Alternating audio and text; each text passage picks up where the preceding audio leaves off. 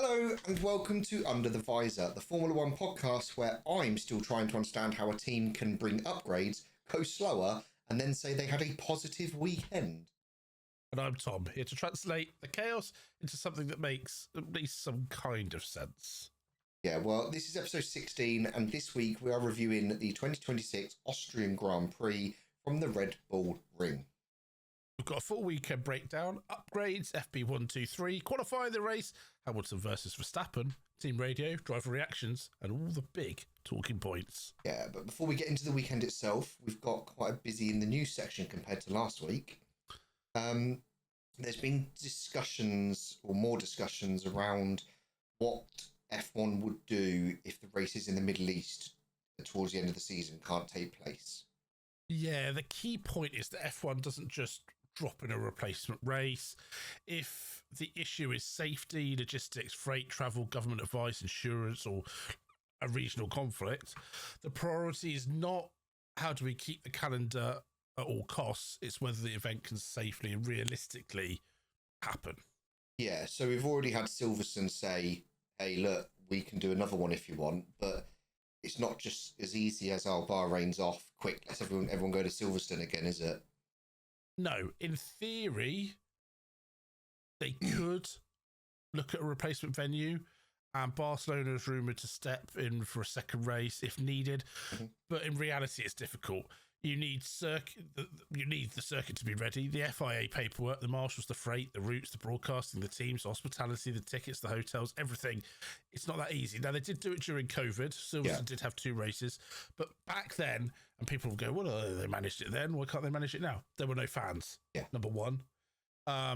So they basically had to just plonk down and go. They didn't need parking, they didn't need vendors, they didn't need restaurants, they didn't need all the people wandering around the circuit looking after. They just needed the marshals, the cars, and the broadcasting.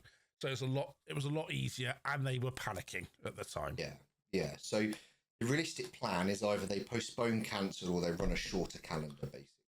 Yeah, exactly. And from a championship point of view, that matters. Fewer races means fewer opportunities to draw other points, fewer upgrade evaluation weekends, and potentially a very different title fight. Yeah. Moving on. The big silly season Max rumours are continuing. Max Verstappen has reportedly met with McLaren. Now, this one is fascinating because even if nothing happens, the fact that it's being talked about tells you where Red Bull currently are.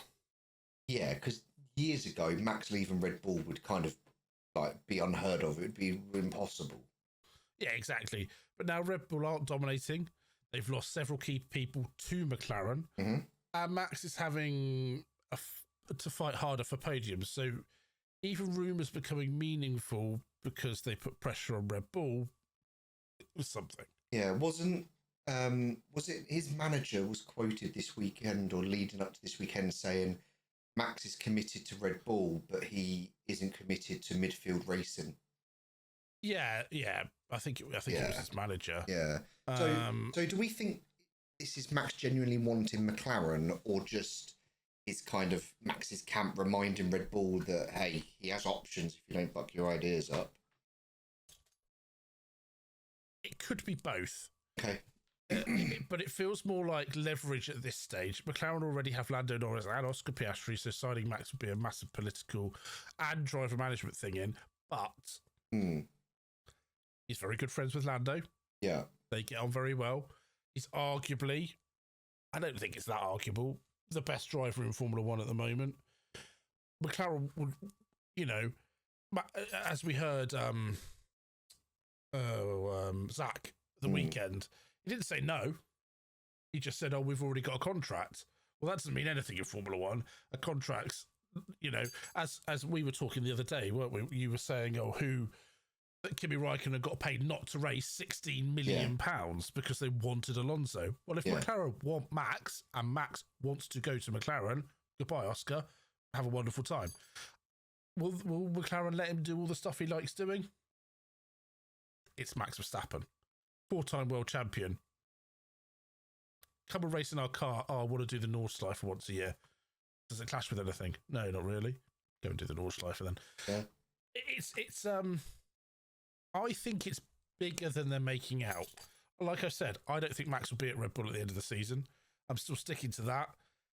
The only place I can see him going, realistically, is McLaren.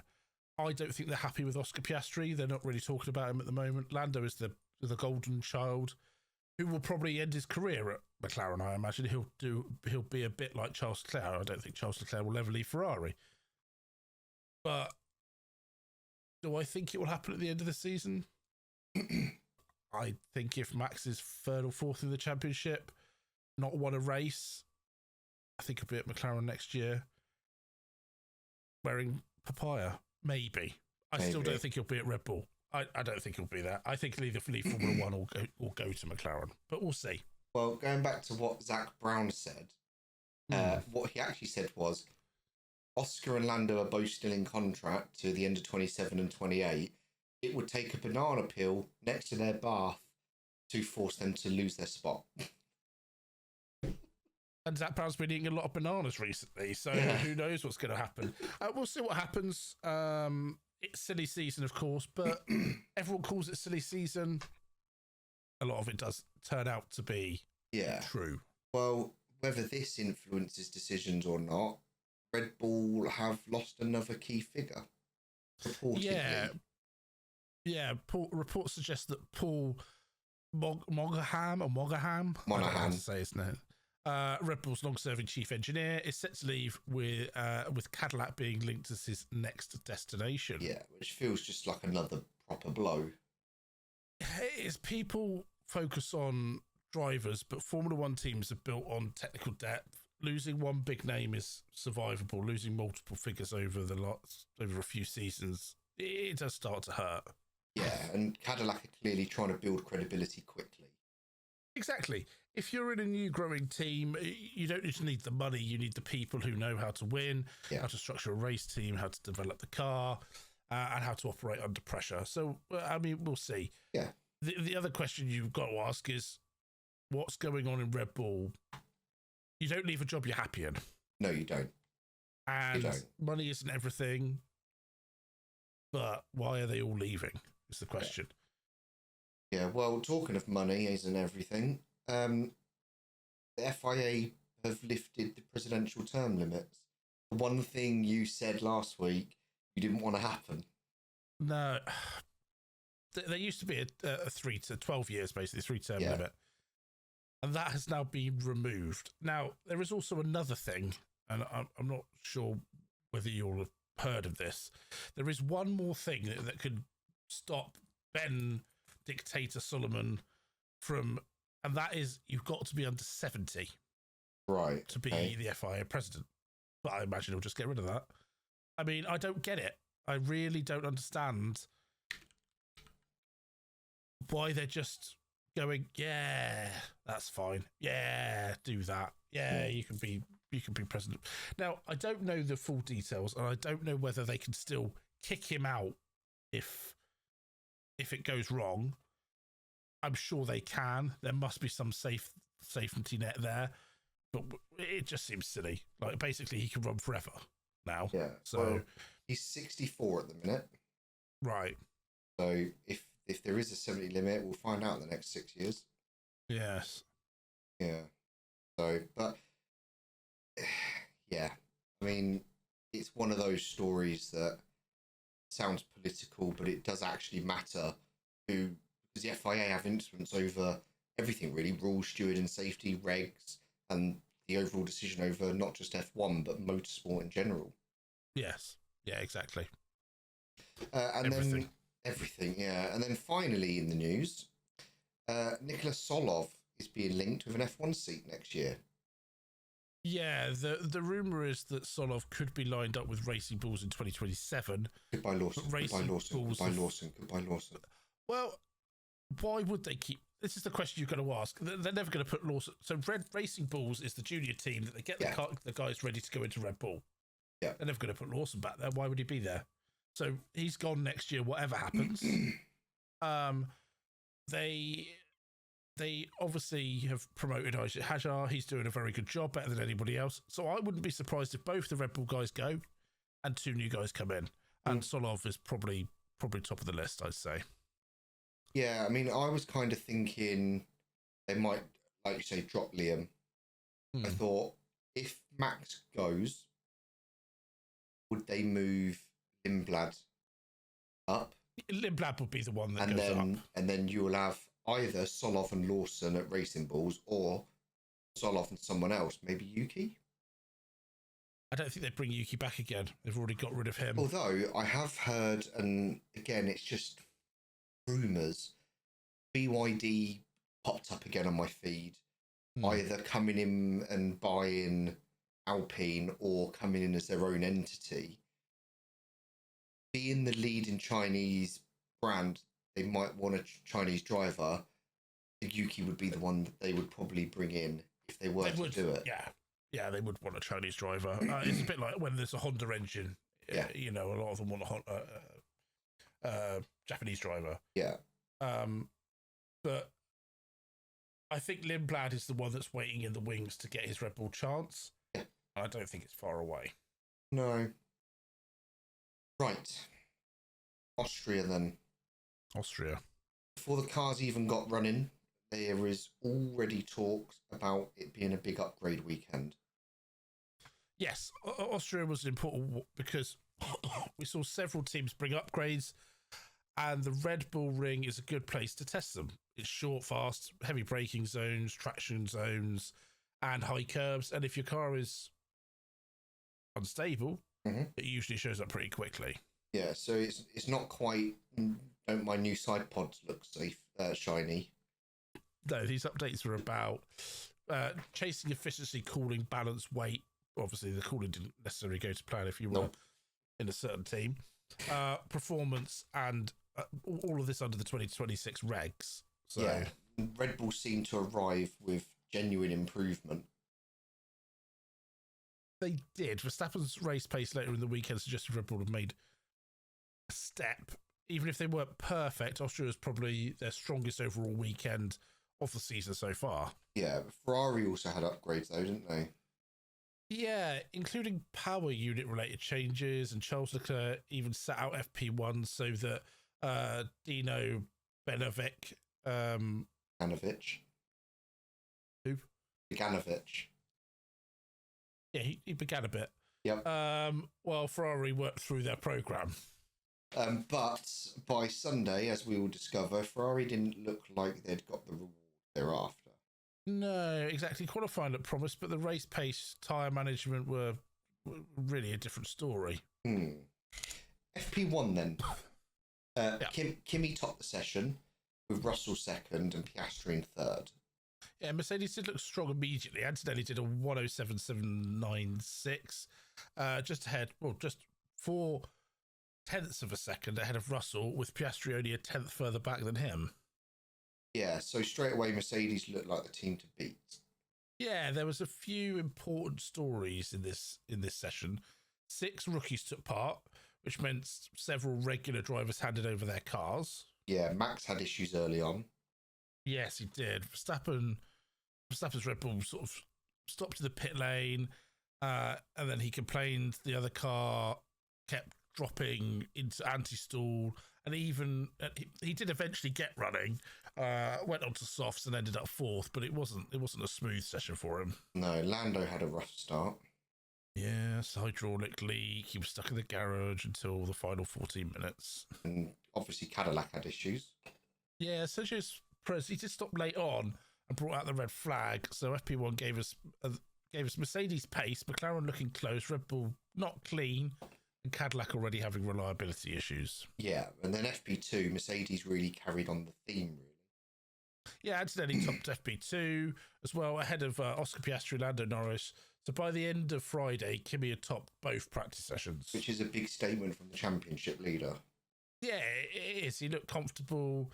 The Mercedes looked well balanced, and the McLaren was close, but not quite there yet. No, what about Red Bull? Verstappen was 4th, around half a second off Antonelli. That doesn't sound amazing, but Friday time's not always fully representative. No, and then Perez again. Yeah, another issue. Stopped at turn 6, brought out the virtual safety car. Cadillac changed the ECU after FP1, but FP2 still went wrong for them, unfortunately.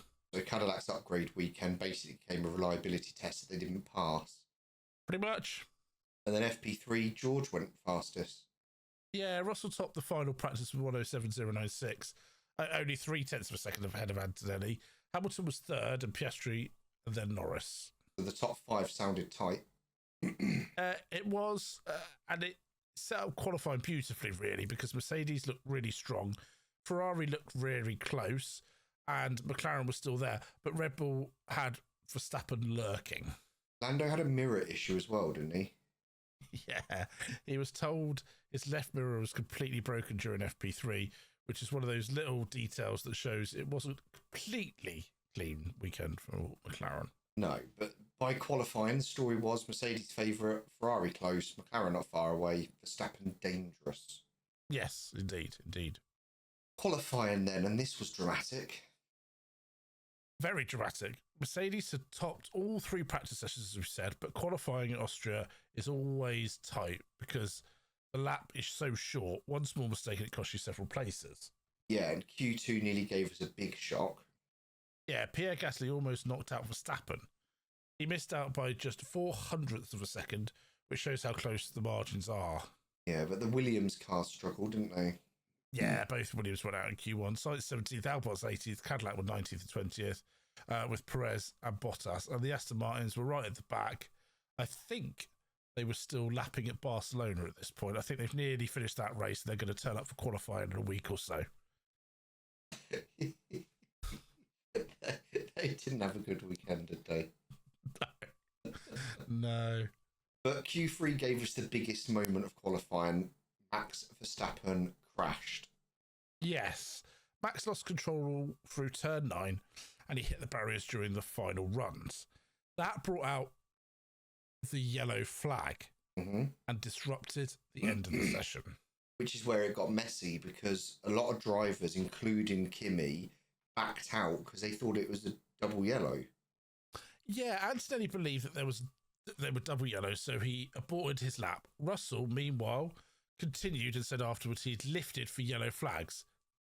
Still went fastest. Yeah. So Russell takes pole from Leclerc and Hamilton. Yeah, exactly. The top 5 were Russell, Leclerc, Hamilton, Antonelli and Verstappen. Which is a bit of a spicy grid. Mercedes on pole, Ferrari second and third, championship leader 4th and Verstappen 5th. Yeah, it set up the race perfectly, especially because Antonelli had looked like the quickest driver for most of the weekend. But suddenly, Russell had track position. Now, I'd like to say I don't agree with Russell keeping that pole position. Yeah, really don't. You were quite vocal on this. Well, yeah. So from racing, right, in karting, you only have, and in cars, the lower series, you only have yellow and you have red. And you're always taught from the age of 8 or whenever you start karting, you see a yellow flag, prepared to stop. Right? And I don't know how they get away with it. I'm waiting. What's going to happen is one day, someone's going to do a lift like Russell did. Go, single yellows. I'll just lift a bit. Really, you shouldn't. And I thought the rule was, and it should be, you cannot go faster during that lap. And I think it's very dodgy. They're saying he had a lift, 100-meter lift. Well, that's just... What do they do in these cars? Every lap. Lift and coast to get the battery back up. So what he's done is he's lifted 100-meter and slammed the battery on and then go, boom, you know. And that's not what a red flag is. Sorry, a yellow flag. He should lift. You cannot go faster that lap. If you do, your time's deleted. As simple as that. It's there for safety. He doesn't know what's around that corner. He doesn't know what's happening. He doesn't know where the car is. Granted, it's not double-wide yellows, which means danger is in the track or red flag. But what's the point of them? You might as well just not have them. And if you can go faster than anybody has the entire day, and keep it when there's a yellow flag out, get rid of the yellow flag. Just send them on. But I say, obviously, I looked into what it means because it was something new. I'd not seen it before. So I wanted to learn what was going on. And they're basically saying that yellow flag is hazard on or just off of the track. Yeah. Double waved is marshals or something is working in where it is. to get the car out or the driver out or whatever it may be. And they're saying that the double waved flags didn't happen until 20 seconds after. Yeah, so Max crashed. So basically it goes single waved, double waved, VSC, safety car, red flag. Yeah. But Max got out of his car and I saw him walking away from it. He wasn't going to jump over the tyre barriers because it was about 6 deep. Now, if George had lost it there or something like that, you know, what would have happened? It just seems absolutely crazy that was allowed to stand. And I think it really does leave a bad taste in Formula One when we've had people like George Yankee lose his life because a digger was on the track, and they go, we must do all this safety, we must. And George, bloody head of the safety committee, if that was somebody else, bloody George would have thrown all his toys out the pram. He can't possibly keep that. It's a safety thing. But because it's short, it was fine. I knew it was singles. I just lifted a bit, charged my battery up. Actually, it was lovely. It was full by the end. I just pressed the button. Off I go. It's just nonsense. And George, I've lost all respect for George because when it doesn't go his way, he's crying. I'm the head of the GPDA. I'm this. I'm that. It should be safety. When it's him, he's like, it's fine, isn't it? It's fine. So no respect for him now. Yeah. Oh, he's just. It annoys me. He annoys me, and I've just got no respect for him now. I think he needs to, you know, either step up to the role he's in and understand that in this case he lost. Set an example. Because if there was a crash, they're going to go, well, it was fine. George did it.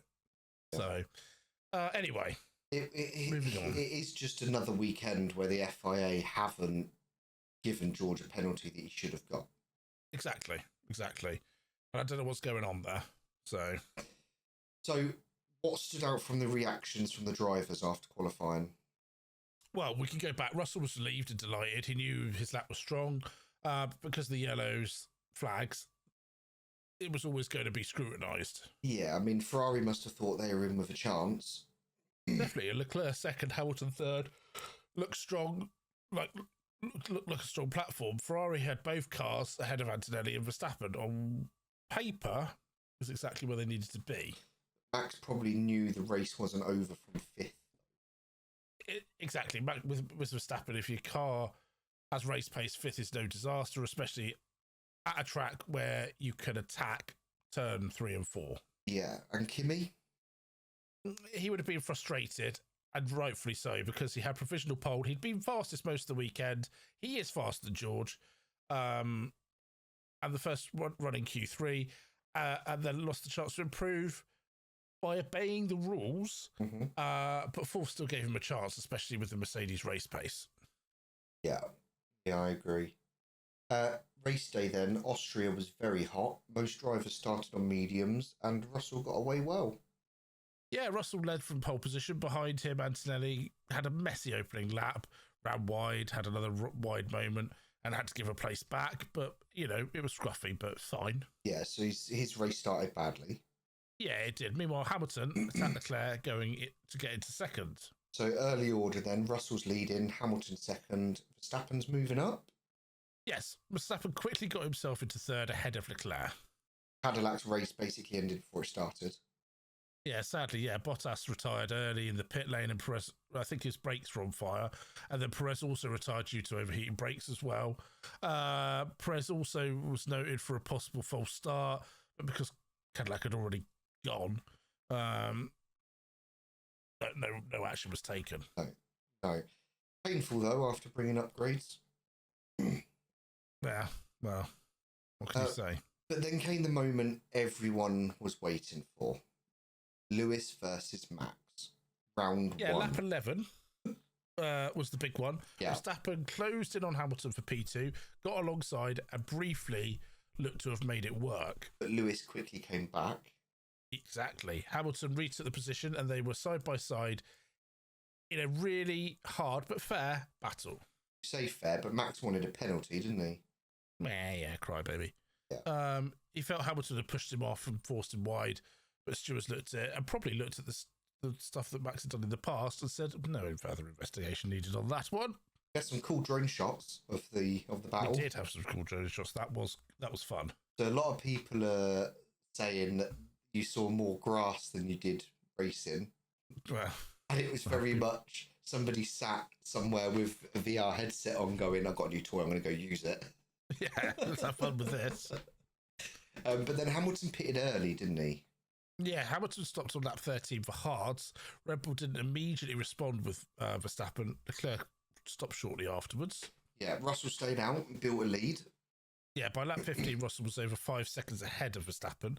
But that was important because it meant the Mercedes weren't forced into, reaching too early, basically. Yeah, and then Verstappen stopped finally on lap 19. Yeah, Russell followed a lap later to protect Russell's position and keep him in control. McLaren split things up a bit, though. Yeah, Piastri pitted, but Norris was told to extend. Norris basically said he didn't have any more pace, which tells you McLaren were not completely comfortable. No, and then they went again, round 2. Lap 22, Verstappen and Hamilton resumed the fight. Verstappen got ahead, Hamilton came back, and then Verstappen eventually made it stick. Yeah, so that was where Max properly cleared Lewis. Yeah, once he cleared Hamilton, Verstappen started to build a gap. That was the moment Red Bull's race really came alive. And then Lewis's race started to get a bit more complicated. Exactly. Ferrari was struggling with temperature and tyre deg. Hamilton later had to go on a 3-stop strategy that inevitably cost him. Yeah, and then Carlos Sainz stopped on the main straight.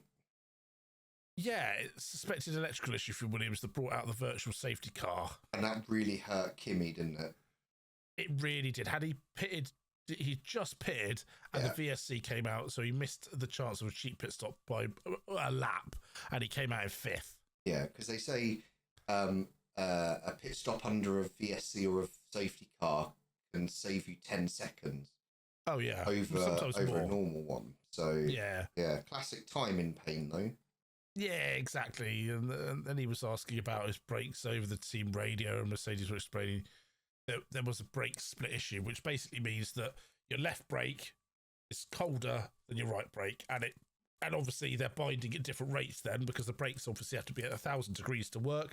And if this one's at 1,000 and this one's at 800, this is going to bind more, and you're going to feel like you're forever doing this. So Kimi, bless him, had a messy start, unlucky timing, and brake issues, but still ended up on the podium.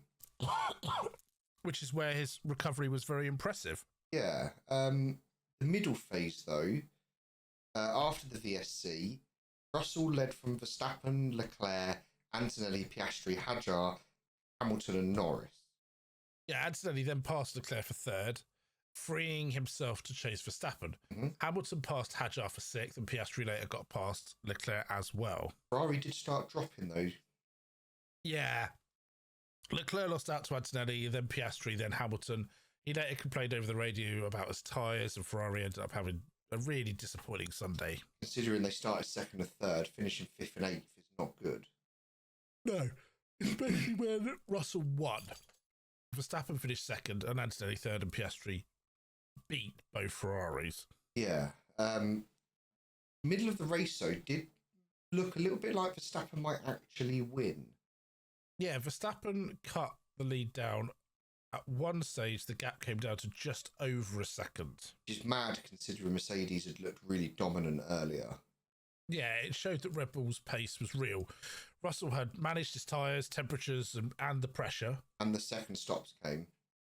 Yeah, Russell stopped on lap 44 for hards. Verstappen and Antonelli extended, which made Mercedes slightly nervous, because if they had stayed out too long, the strategy could get awkward. Yeah, but then Stroll retired. Yes, suspected ERS issue for Lance Stroll. Then Verstappen pitted. Came out around 10 seconds, which shows the amount of time he'd managed to build Russell. And Antonelli stayed out until lap 52. Then there was another brief virtual safety car because someone hit a bollard. A bollard had been cleared, about to cross the track by Albon, and it took the marshals a second to clear it up. So then the race got really tense. Very. Verstappen was chasing Russell. Antonelli was chasing Verstappen. And there were even reports of possible rain heading to the circuit. Of course, because Austria said, do you want one more panic? Yes, please. So Hadjar had a good battle with Leclerc as well. Yeah, Hadjar beat Leclerc for 6th, which is a great result for Red Bull. Norris also got past Leclerc later on, and Leclerc eventually stopped again for softs. So Ferrari's day just kept getting worse. Pretty much, yeah. And then at the front, I remember you and I watching it, and I was like, what did I do? I think I turned round, or I went to get something, or something. Verstappen was 15 seconds behind, and I wasn't gone for long at all. And all of a sudden, he was 5 seconds behind. And then with 5 laps left, he got within 3.7 seconds. Yeah. And Antonelli was closing fast behind him as well. With 2 laps to go, Kimi was within DRS range of Verstappen. So we nearly had Verstappen defending second from Antonelli, while Russell was trying to hold on for the win. Yeah, exactly. On the final lap, Antonelli got within half a second of Verstappen. But Verstappen did hold him off by 0.375 of a second. And then Russell won by 1.6 in the end. Yes. George Russell was the Austrian Grand Prix. Max was second with Kimi Antonelli third. I do think if we had a couple more laps, I think one even, we may have seen a Max. I mean, Kimi was really pushing. I remember Max was a lot closer at one point, but then had to start defending on Kimi. So that obviously pushed him back away. I think 1 or 2 more laps, it would have been a very different thing. Yeah. So let's talk Russell quick. It was a big win. Massive. He converted pole, managed the race, dealt with the pressure, and kept Verstappen behind. It was a dominant cruise, but he did have to earn it. Yeah, and now he's back to second in the Drivers' Championship. Yeah, but still 40 points behind Antonelli. Yeah, but we leave Mercedes... So Mercedes leave Austria with a win, a podium, and both drivers looking like title contenders. Exactly, it was a huge weekend for them. Yeah, but with Max second, is this Red Bull's best weekend of the year? I would say undoubtedly. Verstappen started 5th, remember? Fought Hamilton, had genuine pace, chased Russell, held off Antonelli. Very strong race. Considering all the McLaren rumours and Red Bull departures, that result really does matter. It does. It gives Red Bull something to point and say, we're still improving, don't write us off yet. And then Antonelli third, good or disappointing? Both. Disappointing because he looked the fastest driver early in the weekend and probably had a shot at pole, but impressive because his race was messy. He had brake issues, he lost positions, missed out on virtual safety car, and still nearly beat Verstappen. Which is very champion-like, to be fair. Exactly. And even when it goes wrong, he still scores the big points. So where does this leave us with the championship then? Antonelli still leads. Russell is now second, but like we say, 40 points behind. Hamilton drops to third, and Verstappen has had his best result of the season. So Mercedes are still looking strong. Ferrari have got questions. Red Bull are improving, and McLaren are solid but not winning. Yeah, that's the picture. Austria might be remembered as the race where Red Bull properly re-entered the fight, even though they didn't win. And Russell's win means Antonelli can't just cruise now. No, the title fight is still very much alive. No, we don't have long to wait because Silverstone is up next. Yes, the British Grand Prix next weekend. Yeah, which is massive. This weekend coming, which is massive for Russell, Hamilton, Norris, and all of the British fans. Yes, and it's a sprint weekend, so teams need to be on it immediately. But, big question, does Mercedes' dominance continue at Silverstone? The car should be strong, but Red Bull's Austrian pace means we have to keep an eye on Max. Ferrari do need to respond. Definitely. And you can never write off Hamilton at the British Grand Prix. And I would say, I said last week, I think it was last week or the week before, I might have said it in both, I think Hamilton will win the British Grand Prix. Yeah, you did. He's just something else around there. Whether you like him or loathe him, he's very good. Lando will have all the backing in the world. The Lando stand has been extended by, it's now nearly as big as the track. Yeah. So that'll obviously be, we'll have all the crazy support there. If you are going to Silverstone and you go to the Lando stands, you will get a free Monster, however much you like. There is exclusive merch at the Lando stand as well that is only available there and nowhere else around the circuit. And I was going to do a TikTok about this, so if you are watching, I've gone off track here. Carl's worried because there's nothing in front of him about this. I see all these TikToks about people going to the British Grand Prix. What to take? What to pack? Should I take this? Should I take that? I've been going since 1995, 96, something like that. Take a radio. Very important, take a radio, because you want to hear what's going on. Take a coat. Take water. Don't take all of the... Some people must be walking around with... I'm going to go to the Grand Prix. It's going to be great. Just take yourself, really. You don't need a map. You can't get lost. Basically, it's a track. Yeah. You can't get lost. You go one way, you're going to end up in the same place in a minute anyway. You can't get lost. If you're interested in competitions and stuff like that, go to the main stage early morning, Friday and Saturday, because that's when they give away the big prizes. There's always stuff going on. Food-wise, you're going to pay a premium. Yeah. You're going to pay a premium. Yeah. But the food is good. If you go into the fan zone, there's loads of stuff to do. Lego will be there. They always give away some free stuff. And there's always stuff going on. I know the Army's going there. One of our mates here is actually on the stand down there. So if you see him, go and give him a kick. He's not. Is he not doing it now? No, he's at a different race for the for the British Superbikes. Are you off somewhere? I was just going to get my Lego thing from last year. Oh, right. Okay. So basically, take yourself. I would suggest taking water because I think it will be very hot. This is the thing we got last year. We've also got a little lanyard and stuff like that. We got to build our own F1 car. F1 car. Look at that, eh? Absolute dream. Yeah. If you're planning on meeting drivers, don't be disappointed when you don't. You can stand at the thing all day and hope they drive out or walk out and you can, hello. But you could be there all day. Yeah. Travel is a nightmare.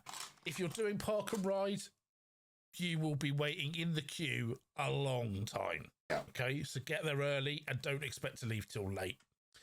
If you're driving, the roads are much better now.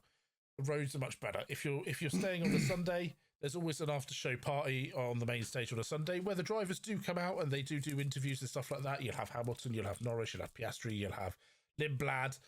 You'll have all the drivers. They'll come onto the stage and they'll do stuff just to keep you entertained while the traffic clears, basically.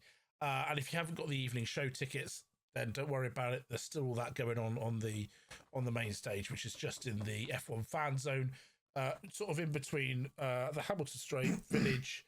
It's by Village and Luffield, that sort of section where the old bridge corner used to be. So that's where you want to go for all your fan zone stuff. And basically have a nice time. Walk the track if you can. If you're standing, get there very early on the Sunday. I will tell you that. Yeah. Very early. As soon as gates open, and make sure there's two of you, or you make friends with somebody who's going to hold your seat because it will go when you go to the toilet. If you've got a grandstand, take your time.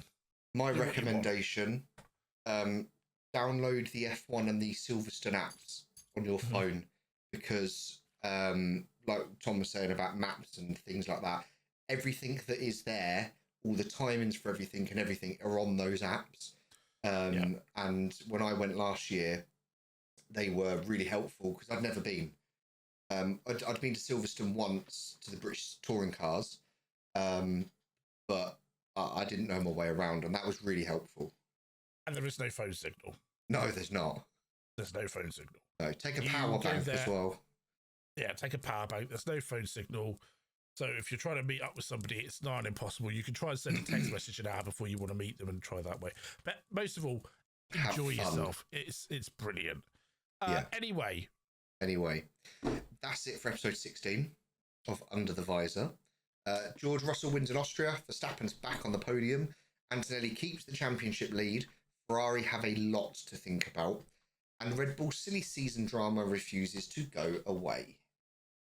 Austrian Grand Prix weekend had upgrades, crashes, strategy, tyres, team radio, chaos, and proper old school Hamilton versus Verstappen battle. Yes, and if you enjoyed the episode, make sure to follow us on wherever you're listening.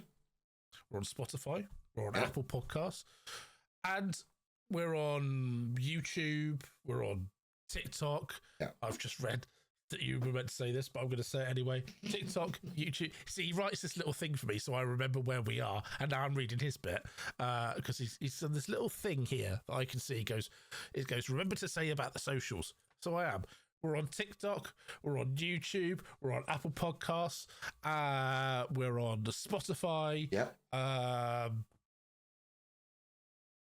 Go and follow. Go, Karl. Drop us a comment as well, wherever you are, with your driver of the day, and let us know whether you think Red Bull are genuinely back or if Austria was just track specific. But we will be back next week to cover Silverstone. Until then, thanks for listening, and we will see you next time. We will. Bye. See ya.